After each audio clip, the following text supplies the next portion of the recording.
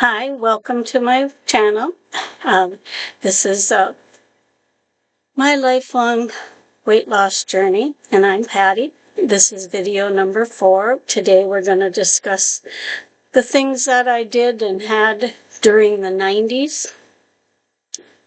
Well, let's see. Well, we ended last one in March of 1990 as I had a C-section and had my first child. And then after that, I went back on different diets. I did start going to nursing school. It was an evening program, so my husband worked during the day, and then I went in the evening, so the baby was only at daycare for a couple hours, and then he got off and was able to pick her up. And then in the fall, I was doing really good, had all straight A's and everything, and then I got pregnant again. They told me, if I did get pregnant, they didn't recommend me doing it, but if I should happen to get pregnant, that I knew I would have to have another C-section because of the curvature in my birth canal. And so I got pregnant. We didn't think I would because they said it was a fluke that I got pregnant the first time. And so this was like September I found out. And boy, was this pregnancy different. I was sick all day long. It didn't matter. Never knew when some smell was going to make you nauseous and send you running to the restroom. And so after a couple months, it became really hard to stay. We were starting clinicals, and you can't miss any of them because you are scheduled at a clinic or a doctor's office or hospital, and they're counting on you being there. And being pregnant, and being so sick and it not getting better, I ended up withdrawing from the class and started doing some daycare at home, child care at home for someone in town. So went on, everything was going good. Then in March of 91, my daughter turned 1, and then a few days later, I was in pain. I felt like, well, I have a very large panis, your apron, and I was pregnant, but I felt like all of a sudden it looked like I had a elephant snout hanging out, but it was like the baby's foot. He had torn the C-section where they had sewed me up, and so I had to go to the doctor, and boy, does that hurt when they push them back up in. And then they put me on bed rest so that it would heal up. Luckily, I have wonderful parents, and my mom came to stay with us. She'd come over Sunday evening and then stay all week. And then on Friday evenings, my dad would bring over one of my nieces after school and take my mom home. And then on Sunday night, they would do the opposite. And that way she helped out because I could not lift my 1-year-old daughter. I couldn't do any lifting. I had to lay down. I could get up to go to the restroom, and that was it. So then that was the end of March. He was due the middle of May. May 16th he was due. And then it was hard to do that. And, even just getting up to go to the bathroom sometime, and he kept coming out. And so then he was growing so fast. I mean, my daughter was 9 pounds, 8 ounces, 23 inches long. We have big babies in our family. All the girls do. And so we decided, the doctor said, well, we need to do an amniocentesis to see if everything is developed, that he was well over 8 pounds, but, we needed to do that. So then I had to go to Fargo, North Dakota, to have that done. And they didn't do the thing to see if it was a boy or girl, but because of the heartbeat, they told us, oh, you're going to have a girl. It's like, oh, okay, another girl, fine. And so on the way home, we had stopped at the store to buy new little diapers, and we got the pink ones because then they had the pink and the blues. In the 90s, this was a thing. Because then they were supposedly, the padding was different for where the things were supposed to go. And we bought pink ones, and, we got home, told them, okay, we're going to have a girl. Then we were scheduled for the morning of the 16th, which was like a couple days later, to go in. And so we went in on the 16th, and this time I was awake the whole time, other than, the spinal they did to block you there, but I got to see him right. And he was a big baby. He was 8 pounds. 8 pounds. Why can't I even think of how big my baby was? 8 pounds, 9 ounces, 20 inches long. They said if we had went another 4 weeks to term, he'd have been a 12-pound baby, like my husband had been. And everything was good. All his, things were good. But because this was a very small hospital, he was in the NICU, or the preemie area of the babies. And so he had one nurse just watching him because of it being a small hospital and them not having. And then 2 days later, he had a seizure. And then it went quit, and they didn't know why. And then a little later, he had another one. So they were sending him to Fargo, to the children's hospital, because they were worried, and he was breathing very fast. He had rapid breathing.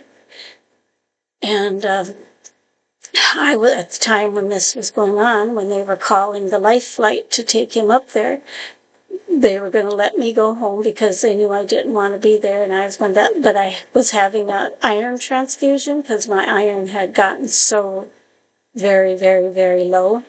And this was a 3-hour infusion, and I was in the middle of it, and that was so hard to know that this was going on. And by the time we got out of there and they got him up there, my husband went up to the hospital that night. I went home, and my husband was going to stay up there all night. And my cousin came over to bring me up the next day to the hospital, and my parents had taken my daughter home with them. And so we went up there the next day. We saw him. I mean, the nurses, he looked so funny being in the NICU unit. This big baby, and he's in there with all these little preemies because he was premature. And the doctor said, yeah, you can tell. The specialist up there, she said, no, look at the bottom of his feet. You can tell by the way the lines are. She showed us, but he never had any more. He stayed there 5 days. He never had any more seizures, but they did put him on phenobarbital. And so for 3 months, we had to feed him this at a certain time every day, the amount, but I had to take him in weekly to my local doctors, he had to have blood drawn. And it's so hard to take your baby in and, take blood they would take it out of his little foot and test it to see what his level was. And so then we would know how much phenobarbital he was to get to keep his level normal. And then after 3 months, we went back up there, and they did a brain scan one where they put this cap on him, and then they do all these little holes. It's electroencephalogram and EEG, yeah, where they're checking the brain waves to make sure that everything is going correct. And he passed it with flying colors. He was having no signs of any, and to this day, he's now 35 years old, and he's never had another seizure since. So he then, after that doctor's visit at 3 months, then he was able to be weaned off of we had to slowly wean him off of the phenobarbital. But by his first birthday, he had, because every time I'd be feeding him in the high chair, he would put his foot over and kick at my belly. And he'd put his foot there.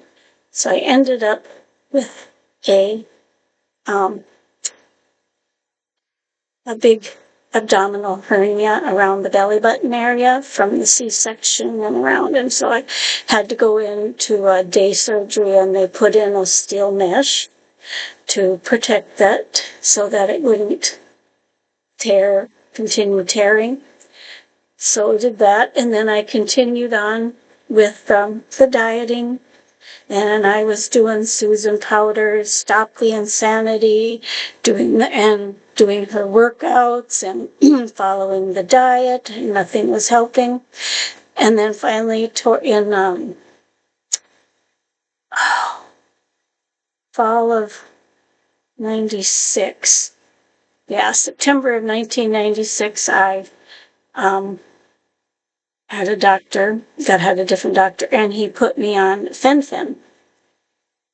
And this was working, and I was losing. I had no side effects, and I was losing. I had lost like 60 pounds.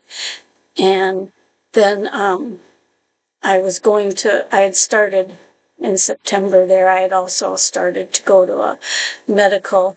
I went back to a vocational school and was taking medical secretary, emphasizing in transcription. And we went, and I graduated then in July of 97.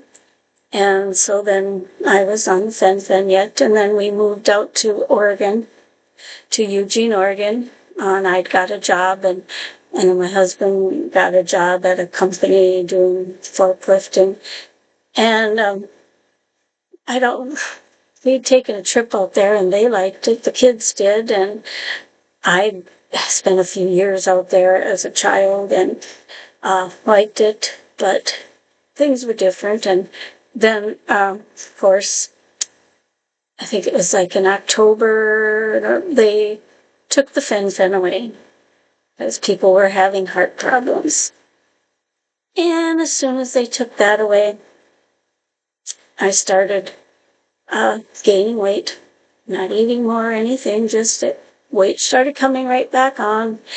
And we decided that things were so expensive out there, and we would move back to where our family was, so we moved back we moved to Fargo, North Dakota in February. And then I started working in an office. My husband got on at Pepsi, doing forklift operator, and we bought a little trailer, an older trailer house, and then in the fall, well, that job only lasted so long, and then in the fall, I got on at U.S. Bank Service Center doing credit card disputes, and right as I was getting there, I was diagnosed with type 2 diabetes, and I had to start doing the blood sugar things like 5 or 6 times a day. I had to keep this track and all that, and then I was put on, they tried metformin, but I did not like metformin, and it gave me diarrhea, and I already had enough loose stools all the time. And so then they put me on Actos, and that worked good. And for a few years I was on that, and it got my blood sugars to be, you know, in the normal as long as I was taking that. And we get to, yeah, this was like 1998. We were doing good, kids were liking, and then the new millennium come, and the year 2000 came.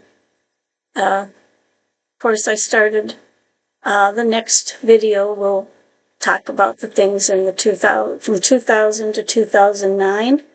I hope that, I know this wasn't exciting, but this is the things that I went through. You know, trying the different diets, and then I was seeing a nutritionist or dietitian, then I had to see the endocrinologist and all that, and do all this testing when you're diagnosed with the diabetes. So that was the 90s. So we'll see you next time. Please subscribe and leave any comments below. I would like to read them. Have a great day. Bye.